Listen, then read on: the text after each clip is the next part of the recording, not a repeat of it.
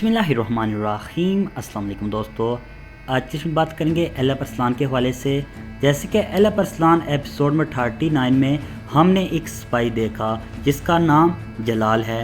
जलाल सिपाही कौन है और इसका हकीकी नाम क्या है? क्या ये वाकई सुल्तान तुगरल की बीवी अल्तो जान खातून का हकीकी बेटा है? तारीख इसके हवाले से क्या कहती है? तमाम मालूमात जानने के लिए वीडियो को अंत तक ज़रूर देखिएगा। और अगर आप हमारे चैनल पर नए हैं, मेरी आपसे गुजारिश है हमारे यूट्यूब चैनल को ज़रूर सब्सक्राइब करें। जलाल सिपाही कौन है, इस पर बात करने से पहले बात करते हैं अल्तो जान खातून की, जो कि सुल्तान तुगरल की बीवी हैं। सुल्तान तुगरल से शादी से पहले ख्वारिज़म हुक्मरान शाह मलिक की बीवी थी, मगर ख्वारिज़म हुक्मरान शाह मलिक सल्जोकियों का एक बड़ा दुश्मन था, इसलिए सल्जोकी भी इसे ख्वारिज़म में रहने की इजाज़त नहीं दे रहे थे।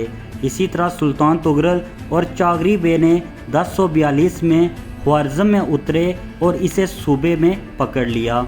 इसी तरह सुल्तान तुगरल ने इसे चागरी बे के हवाले कर दिया और वहाँ पर ही इसकी मौत हो गई। मगर शाह मलिक की वफ़ात के बाद अल्तो जान खातून ने 1043 में सुल्तान तुगरल से शादी की, मगर अल्तो जान खातून का एक बेटा भी था जो कि शाह मलिक की औलाद में से था, जिसका नाम जलाल नौशेरवां था।